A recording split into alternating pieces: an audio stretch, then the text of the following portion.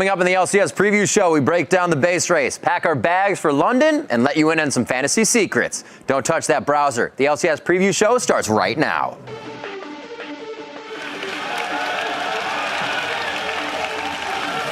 But Nick gets exploded, and now there are only 2 men left alive. Gambit push things home, and they wreck Alliance's record.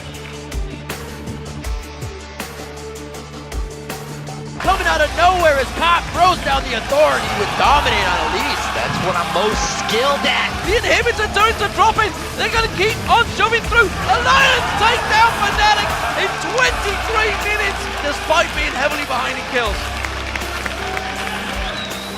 Oh my gosh, the double kill, and he makes it out alive. It's going to be a 30-minute win for Team Solo Mid. 2 solid wins this weekend.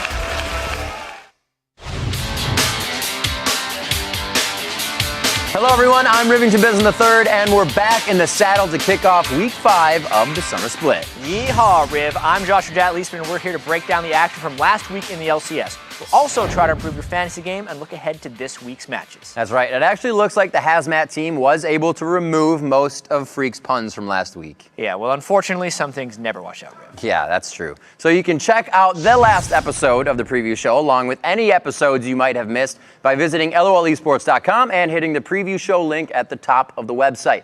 It's our new home on the web, sandwiched right between leagues and tickets. Yeah, and it is a delicious place to be as well. Indeed. Did you know, Jat, that sandwiches were actually invented in Europe? Did not know that. Did not. Glad you guys didn't either, probably. So that's your historical fact of the day. Consider yourself enlightened. With that in mind now, let's turn to the European LCS and check out some highlights from Week 4. Our first featured matchup is Thursday's game between the 6-2 SK and the 4-4 Fnatic. Yeah, this is the El Clasico match, and honestly, the first time these guys played this year, Fnatic jumped out to a pretty big kill lead. Yeah, and it's going to be Peke jumping in with the Destiny on this one, coming in, helping First Blood almost to get to that, but it's the Reckless's Twitch that gets it. It just keeps going from bad to worse. Twisted Fate coming in with the Stealth Bomber on Twitch. Reckless and Peke were just a roaming death squad this match. They were just able to make everything happen, continuously catching the damage to come out, not something that can be stopped. Fnatic seem to be back in great shape. They pick up a dominating win against SK there. Next up, we're looking at Alliance versus an inconsistent Gambit at the moment. Yeah, and this is an Alliance team that was 7-1 coming into this, seeming like the most consistent team in all of Europe. But Shook ends up going down early. And if you have a play from Gambit, who else gets First Blood? Edward coming up with that one. 28 minutes in, Frog is Anivia blows up Genja's Lucian, though, as he starts to take hold. Yeah, it seemed very close at this point, but once again, a great turnaround, and Shook goes down to who else? Edward. Absolutely. Edward with another kill on the game, making some loud shouts out on Sona. We're going to see more play coming in the game. Shook again in a bad spot, wrong time. Yeah, not his game, and Gambit pulls into a huge lead, especially after this awesome team fight. They pick up 3 kills on this, and the curse of the 7-1 is real. Gambit shuts down Alliance. Up next, the rising Fnatic also looking to keep the Alliance super team from continuing their domination in the EU LCS. And Fnatic look to carry their momentum from the first game right into this one with a great early gank bottom, picking up a kill. Really able to finalize these kills, the whole team getting a little bit onto that one. Just a few minutes later, 8 minutes and 50 seconds in, they continue the global pressure. Peke on TF. So solid dive here. Soaz taking just enough damage, getting his ultimate, hopping away. Everything was so clean for Fnatic, it seemed, in this game. And you just look at the scoreboard, the top of the list as it comes up on this one. 14 minutes in, 6-2, and you get Reckless to chase down Tabs in this one to make it 7-2, just 15 minutes in. Yeah, 3-0-1 Twitch. You feel like there's almost nothing that could go wrong. At this point, though, Fnatic does overreach a little bit at the Dragon Pit, and it becomes a little catastrophic. Just a bit. Great box from Nif there, and Alliance really able to take over, catching Yellowstar's Braum to get back in the game. Yeah, we're going to go over this base race in depth later in the show, but it was a disaster, and Alliance snuck a win 23 minutes into this game. 23 minutes, the big one there. And the shortest victory of the split, despite being down in kills the first 20 minutes of the game. Alliance made one of the most decisive moves and wins in the last 2 minutes of the game. So that's how quick it took off. Yeah. Let's take a quick look at the standings over in Europe and how they are now. Despite losing a game, Alliance managed to stay at the top of the table in first place, just ahead of SK Gaming in second, with Millennium becoming the newest team to sit in third place this summer. Now, during last week's LCS preview show, we talked about the curse of the 7-1 teams. and it looked like it was about to happen all over again as first place Alliance until they pulled a Peke and backdoored Fnatic for an amazing win. We asked the teams about the exciting finish to the match, and this is what they had to say from the players themselves. We spoke to Yellow Star. He's quoted saying, it was a team decision, and it was clear. Trade an inhib for an inhib. We had to trade bottom, or else we would have traded 2 mid turrets for nothing. Further on, Peke said, after that poor Drake contest, we felt like we lost too much. And we were going to lose mid turrets if we recall. So we had to make something crazy to make it even. At that point, you only have a few seconds to think what's best. So when we spoke to Alliance, they understood the favorable position the fight at the Drake put them in. Froggen told us, quote, mid tower had 50 health after the Dragon, so I knew we would be faster than them 100%. So I called to push mid and keep going till they recalled from bottom. I wouldn't say the call was that chaotic. All of us knew what we had to do, even though some had thought it might have sounded chaotic, he says. Froggen continued to say, I'm surprised Fnatic didn't realize they were much slower than a 5-man push down mid. Mistakes like that will happen, though, and they will learn from it. Fnatic has never been strong when it comes to objective-based calls, he says, and would rather just try to do weird stuff and catch you off guard. Guess that works out. Strong words from Froggen, but he has the results to back them up. So now that you've heard Alliance's opinion about the match, let's send it over to Professor Leesman as he drops a little heightened learning on us about some base race 101. Yeah, Riv, we promised we were going to take a look at it during the highlights, so let's actually take a closer look at this base race where Fnatic was seemingly caught completely off guard. Now remember, they're down 4 kills and a turret when all of this starts, but the biggest thing is, when you're dealing with base races, is trying to judge how much you are willing to give up, because obviously one wrong move, and especially if people aren't on the same page, you can just end up losing the game. So right off the bat here, we can see that Alliance has the entire team grouped up in the correct area, everyone around this turret right here. And there is no one on Fnatic even on the map at this point. So let's just roll the clip at this point to see really what ends up happening. And right here, if Fnatic wants to do the split push down at the bottom of the map, they should continue to do it. And they should plan to trade the inhibs like they said. But if we pause it right here, we can see Soaz is way out of bounds. If they're trying to trade inhibitors, he shouldn't care about this because he's at half health and provides no real threat. They were thinking of doing a flank attack around the backside with the Eve, but that would still be a 5v3 with a half health Shyvana, so kind of like a 2.5 v5. And that would basically be the end of them for that at that point. So they can't do that. Keep rolling the clip. At this point, Soaz kind of realizes it, but Yellow Star was there kind of supporting him as well. All these wishy-washy calls. He goes down, which makes the situation even more dire. At this point, if we pause it right here, Soaz decides to bail out, but he decides a little bit late how to bail out. If you look at how low his health actually is. And what Fnatic would have to do right here is abandon the inhibitor trade because they have no way of actually trading the inhibitors without losing the game. But instead of Peke going back to base, he decides to go for the inhibitor, even though no one's alive to actually defend it. So keep rolling the clip. As you can see, Froggen ends up picking up Soaz, which makes situations from bad to worse. Now, even if they get back, they only have 3 people, which arguably isn't enough to hold the Nexus turrets at this point in the game.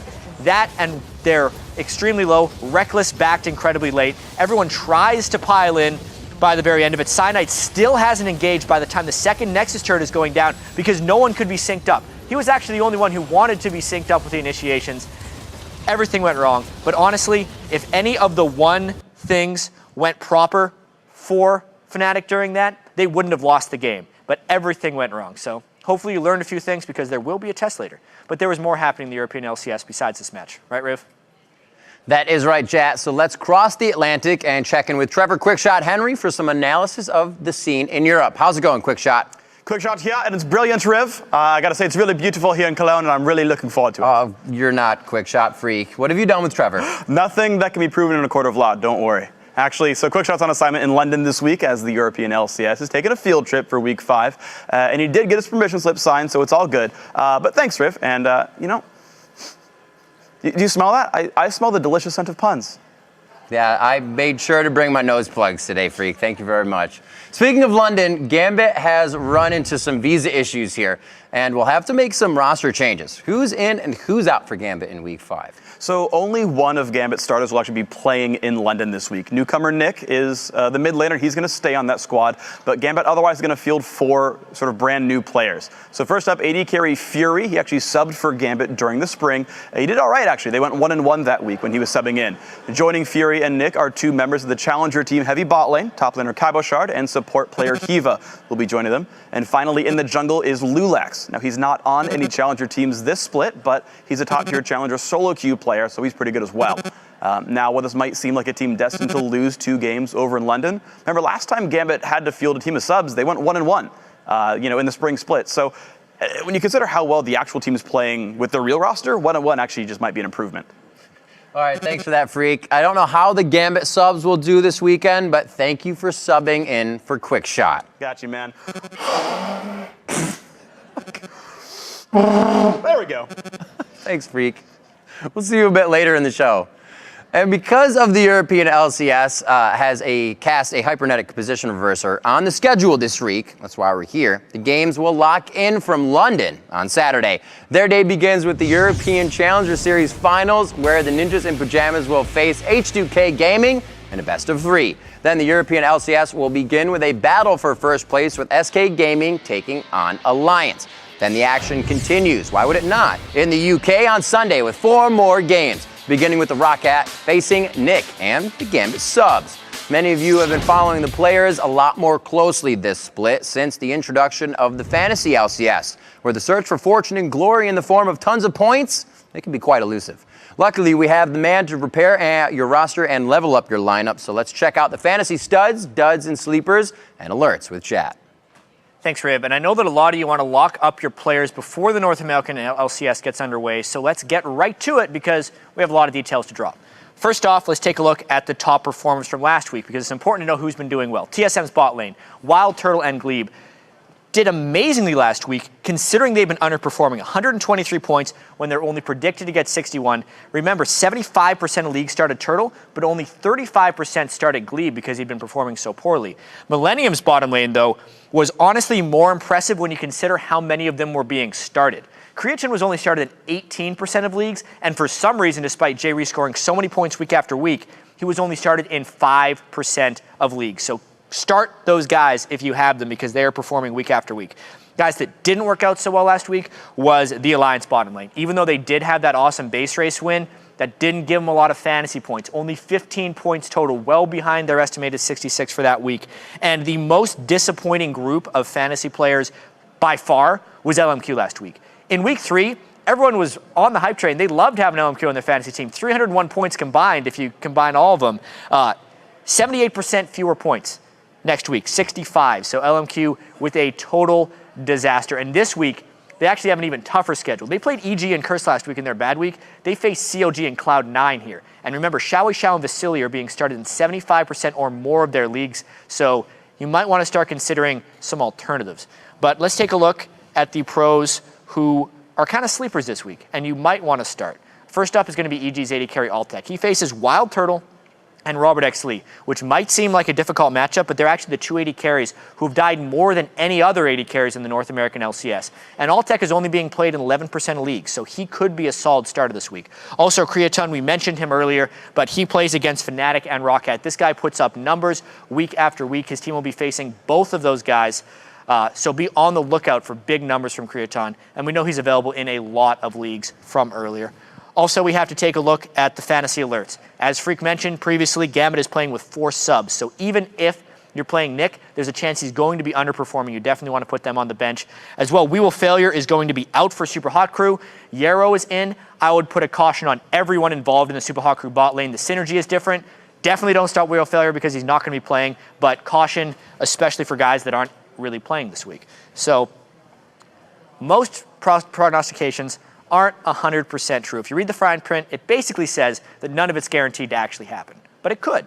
And we think that's all important. So maybe.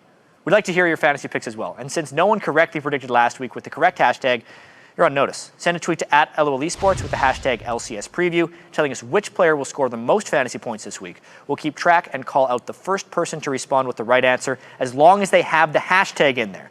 Now we're going to go stealth through the brush and sneak up on some unsuspecting pros during their most intimate moments, both on and off the Rift. You guessed it, it's time for the all chat. Fizz is in this bush, he's in this bush. We can end now. Walk up mid, walk up mid. Nice. You got it. I don't feel safe anymore now that they do the all chat thing. I'm afraid to like make bad jokes. I'm afraid to play League of Legends.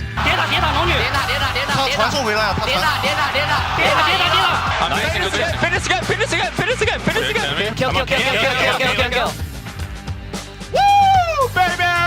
I'm out. If it wasn't for Loco, he wouldn't have won this game. Yeah. And my 2 voice staffs. Fucking voice staffs, I love you. I won Yeah, 2 voice staffs. Good job. Give me some Nice job. Clear course, good plan, something I cannot remember. Okay. Close enough. Rengar's sitting in the brush up here. We can get dragged, yeah. I think that's a double kill. Oh my god, let's get dragon. That's fine. I don't like to do cool stuff. I like to do stupid stuff. They're on dragon. I wait for a minute. Save me. Careful, we don't want to fight there. Oh god. Back up. Do not step on that trap. Yeah. Kiwi. I'll step They're on it gonna when I wait for a want play. But we need to have fun in Champion Select to keep our No, reputation. we don't. Yeah, we do. No, we don't. Got it! All in on Twitch. Get all on Twitch, Twitch, get on Twitch. Good. Yeah, that's the last one. We got the last one. Don't tunnel Nexus. Kill Twitch. Good job. That's game. That's good. I back off a bit. One switch. I'm dead. Ready? Have you ever built Bloodthirster on Teemo? Yes. How was it? Not very good. Okay. I'm glad we got that conversation out of the way. And now let's take a look and see which champions have put on their swimwear and made their summer debut so far. Hopefully, that doesn't mean we have to see Urgot in a thong. It's time for our champion countdown. So we're 80 games into the summer split so far in both the North American and European LCS, and we're slowly closing in on the amount of champions picked in the spring. That's due to no small part of the 4 new champions who popped up last week, starting with the mustachioed muscle man, Braum.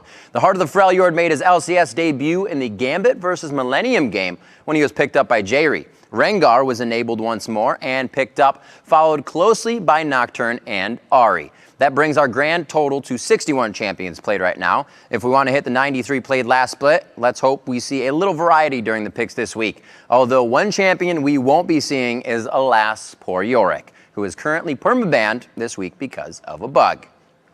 So, and we'd like to congratulate now the people for correctly guessing that you would see Braum and his Giant Shield picked next in the LCS. Although I heard that Freak cheated and gave you the right answers while I was gone, still, fair is fair, and we tip our mustache to all of you. I think if you know who will be next on the champion list, you should then, and make their debut in the sun, you should tweet us at LOL eSports along with the hashtag LCS Preview. And we'll see how good you are at predicting the future. Now, based on all your tweets, it wasn't a surprise when we finally saw the brawny man behind the shield make a lot of appearances during his first week in the LCS. He was banned in every game in both regions on day 1 last week, but he emerged with his stash intact on day 2 and went to become the champion with the highest pick ban rate in his debut week in the LCS. Braum was picked or banned in 93% of the games played and ended up being picked in 8 games total. He won 5 of those for a 62.5% win rate, not too shabby, and we'll have to see how the pros adapt to his super strong, super tanky physique, because I'm certain that we haven't seen the last of his massive milk drinker and his magical door. Now, while Braum is busy flexing his LCS muscles, Jax quietly turned into the kiss of death for any team that picked him last week. The Grandmaster at Arms was picked in 7 games across the North American LCS and European LCS, and every single team who picked him lost their match. That's 100% record that no one wants to own. But Jax might not be inherently cursed. He was played by some lower ranked teams who didn't perform with him, and the Copenhagen Wolves tried to use him as a jungler, which didn't go so well. His best game during the week was when Inox played him versus LMQ. Inox was 3-0-1 on Jax, but then EG lost a base race despite being ahead while Inox was trying to take down the Nexus alone. I think the graphic said it best. Maybe he should try a real weapon next week. So let's head back to the West Coast now and check out some of the action from the North American LCS. Our first highlight of that, the two of the strongest teams from the spring split, Cloud9 and Team Solo Mid. They currently find themselves in the middle of the pack. Yeah, and previously TSM had only beaten Cloud9 one time in the history of their competitive nature against each other. And this one actually started out pretty well for TSM, aside from this nice turn by Cloud9 as they chased TSM down to the turrets. Yeah, they looked like they had everything in that. Bjergsen came into the fight. They were so ready. But wait, everyone flashing away at the last second. All the flashes are gone. Here's a fish. Big plays from High here, throwing down the mop and bucket, and he cleans up nicely for himself. So early in the game, too. Yeah, this game was very close, but Cloud9 does get caught out in the jungle. The Rengar could never pull off his stealth attacks, and TSM continued to chase Cloud9 down. Making it happen every time. Another 33.5-minute play coming in from Team Solo Mid, usually taking control of this portion of the game. It's Vizanya's play from Bjergsen. Yeah. Oh, wait! There's Glebe, too, and the rest of the team to turn it around. The old double void staff trick from Bjergsen. The double void staff, indeed. Still walking himself to safety. TSM grabbing the victory and are now tied with Cloud9. 5 wins and 4 losses. Up next, EG's new jungler, Helios, was looking to help against the surging LMQ. Big question is, how is he going to affect EG as a team? Was he going to communicate well? Well, early game, it was working fantastically. He has definitely gotten the whole team moving. Now we see Pobelter up to the top lane. EG making moves, making some early moves with that and Pobelter, but also trying to make moves that didn't work. Yeah, and honestly, we had 40 minutes of this game where there's no highlights because not much happened until LMQ just decided to rush up the mid lane and Inox was trapped split pushing. That unfortunate last play that didn't work. Though EG looked strong, that one mistake cost them against LMQ. Now Curse versus LMQ, another team trying to take points away from them, and it looked grim to start. Really interesting pick ban, picking the Pantheon against Voyboy's Caston, and early on, it did give LMQ some nice kills as Xpecial tried to come to the rescue. And 2 kills in the first 5 minutes of the game, but it was only at 17 minutes the flash cocoon to get the pedal to the metal, and the momentum started for Curse. Curse gets one pick, Curse gets another pick, again and again. Once Voyboy got some armor as well, there was no stopping this castle. 15 minutes later, and a whole hell of a lot of vision on the side of LMQ. You can see how easy Curse just runs around in a scattered fight to take down the kills. Yeah, so many dashes for Voyboy. Is he going to go back in? Yeah, he's going to go back in and get another kill. That was such a low cooldown ability, and he was unkillable. And at 35 minutes on this game, LMQ wasn't even safe in their own base, as Curse was able to pick up this ace for the win. Yeah, it really turned into an absolute stomp here for Curse, but it was because LMQ couldn't pull far enough ahead early, and then Curse brilliantly built those 4 Randwinds and the Frozen Heart to just dismantle LMQ's damage output. Dominating win for Curse to beat one of the teams currently tied for that #1 spot. Our next highlight, Cloud9 versus Dig. Always a hotly contested match, and definitely a little revenge to be had here. Yeah, considering how handily Dignitas beat Cloud9 in Week 1, Cloud9 was potentially an underdog coming into this one. Yeah, Cloud9 not ready to lose in 28 minutes this time. It was their vision that helped shut down the game, and they could continue fights like this that just kept on going. Yeah, some say Shifter never dies, but Cloud9 says otherwise. And that was a really nice catch there by Cloud9. Basically, the ward control allowed them to chase freely into the river. 18 minutes into this one, Lemon Nation, another hook. That was a perfect ultimate from Kiwi Kid, but Cloud9 gets what they want, and they're ready. And a little bit of miscommunication you can see here from Dig, too. Yeah, they just did not go in together. Nocturne went in after Zyra was dead. They tried to go one after the other, and they just get blown up. Yeah, we talked a little bit about the Jax play around the week. It just seemed to be Curse. You can see him trying to put the hurting on Zion Spartan here, and this was kind of the story of the game. Cloud9 always had control, and you see that here at 36 minutes as well. Yeah, Balls goes in for the finish. Definitely some nice play right at the end there. It was a little sloppy. Balls finished the job. Absolutely. Cloud9 getting revenge for their Week 1 loss to Dignitas, but let's see how everything now is rolled out as we take a look at the North American standings and see where the teams are right now. On the top of the standings, turning into a traffic jam, it's going to be a 3-way tie with the first place LMQ, Counter Logic Gaming, and Team Dignitas. They are each 7-3 currently. And right behind them is a 2-way tie between Cloud9 and TSM, with both teams at 6 wins and 4 losses. And one of the biggest stories without a doubt in North America was Team Solo Mid halting their slide, turning things around and winning both matches, including one against Cloud9, who beat them in Week 1. This is only their second victory over Cloud9 in 16 games. And the question is their new coach the reason? Let's go straight to the source and see what he has to say. Freak is standing by with Team Solo Mid's Loco Doco. Freak? Thank you very much, Riv. What's up, guys? Loco here. Hello. You're awesome as always, man. So I got to ask you about how you're kind of shaping around TSM. First of all, crowd obviously thinks you're awesome. But one thing I saw is that you're keeping your team off social media unless they do well on the weekends. Tell me about this. Well, just social media, it will mess with their brain because there's a lot of shit talk about Glebe and Amazing being new members, bringing the team down. So I really want to keep them off that. And even old school members like Barrison, Dyrus, and Turtle, it gets to them too. So days leading up to LCS, no Twitter, no Reddit. All right, it seems like it's working for you guys. So the next question, you also mentioned you're changing sort of their sleeping schedule. You like pouring water in their bed at 9 in the morning, he's throwing spiders at them. What's the deal? Well, I just want our computers off at 1 a.m. and people up by 9 so we can go walk in the beach in the morning. They try to go around the rules a bit, like play Hearthstone in their bed, stuff like that, but we're getting there. Getting there. Remove their tablets soon, you're going to be okay. All right, so next up, then, one of the things you guys have been criticized for, well, is shot calling. Since Reggie left the team, you guys are kind of carrying an individual skill for a while. Are you kind of creating a new shot caller in this lineup, and who is that? It's mostly Bjergsen, Amazing, and Glebe.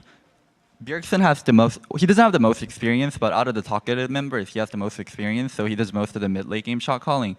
And Glebe and Amazing do a lot of early game shot calling. Glebe is really talkative, so I'm building him into a main shot calling role. But right now, he doesn't have the experience to completely take over, so Bjergsen's doing majority of the mid-late game stuff.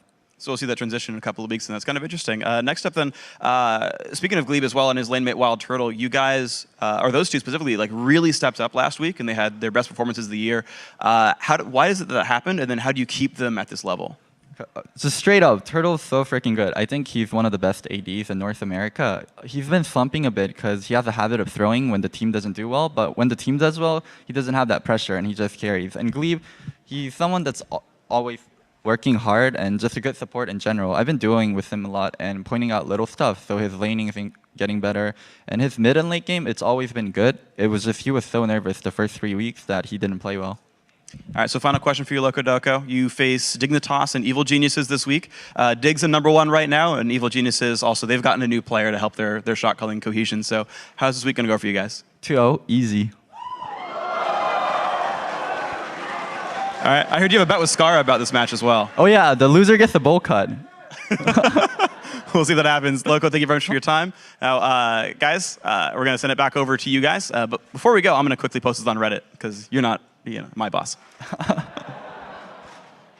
Thanks, Freak. I think you guys should up that to the entire teams get bowl cuts, depending on who wins. Anyways, all right, as soon as the preview show concludes, the North American LCS will kick off their day, beginning with Curse versus Cloud9. Then we'll see if Team Solo Mid can continue to improve as they face Dignitas. And after those matches, 2 first-place teams will meet as LMQ takes on CLG. And on Friday, the North American LCS will continue with 4 more matches, starting with Dignitas vs Complexity and a rematch between the Evil Geniuses and TSM. And now we've collected the top 5 plays of Week 4 from around the LCS and assembled them here for your viewing pleasure. Or as Earthrider Corky calls it, the Penta. At number 5, High goes fishing for a double kill and barely gets out alive. There's the fish! High would jump the waters and he comes to clean up on janitor duty. A double kill now on the Glebe, and he's gonna try to get himself out of a tight situation here. Dyrus and Amazing, both at 5, are still gonna have enough without the ulties. Oh my God, there's the ultimate from Braum! What an amazing play from Cloud9 in the end. What? That was a big, crazy fight. And at number 4, probably shouldn't have clicked the lantern. Careful, we don't want to fight there. Oh, God. Oh, very nicely done. The tidal wave goes out. Probably goes down. Probably was tricked by Bubba there. What a combo. At number 3, Alliance wins the game in 2 minutes after losing the first 20. Yellowstar comes back in, respawns, goes back down again. Alliance keeps on pushing. Meanwhile, in the bottom lane, you can see Reckless. He's on the inhibitor turret as well. He's keeping on down towards there. Froggen catches out Soas. The Destiny comes around. Cyno's going to come around the side here. They're going to keep on pushing. We can see in the bottom corner. That's the inhibitor turret going down. Alliance will keep on pushing. The inhibitor turrets are dropping. They're going to keep on shoving through. And Fnatic have to back away desperately, but that's a second Nexus turret going down. They're on to the Nexus. Can they finish the game right here? A 23-minute game. Alliance, they're going to get blocked off. They can't finish it, can they? One more hit. They've done it! Alliance take down Fnatic in 23 minutes, despite being heavily behind in kills. Coming in at number 2, Meteos and High take at Bjergsen's bait, and Bjergsen takes a lantern to safety. Here. There's the 1-2, a 3 possibly coming in. There's the Zanya's denying that. Can he get over the wall? And he does, but the follow. Oh, Gleam is there. The rest of the team is there. Oh my God, Bjergsen stays alive. 41 seconds on Meteos, 45 seconds on High. They are running amok right now, and TSM's going to be looking for the Nexus soon. Our number 1 play this week features Bjergsen with the swift moves as he picks up a double kill in a 1v2. 2 versus 1 up top on Bjergsen, switching target. They might be able to capitalize. Oh, he goes back in. Oh my gosh. Oh, he goes back in. The healing's going to be there. Will he actually be able to rock this out? The double kill. This shouldn't kill him, and he makes it out alive. I like his use of the active from Blade of the Ruin King right after he does his ult. We're going to see. We have a 1v1, and then we have a 2v1 with Yasuo. Who's going to break out the 3v1? I wonder. Or 1v6. When's Hexico coming back? When's it coming back? If you're just tuning in and you missed most of the preview show, you need a new alarm clock. But you can also visit us by heading to lolesports.com and clicking on the preview show tab at the top of the page. While you're there, you can catch up on past episodes and fine-tune your knowledge of the LCS in a perfect bite-sized portion that won't fill you up with calories. Nice. Hell yeah. Always worried about that. We'd like to thank you for spending these last 30 minutes with us. And parting is such sweet sorrow. So dry your eyes before the LCS gets underway, and we'd like to leave you with the last hit, or a couple of epic last hits. If you haven't been watching clean those pink wards, he's going to be in there for a while. Nobody's got the guts to do it. I'm gonna kill these 2 pinks.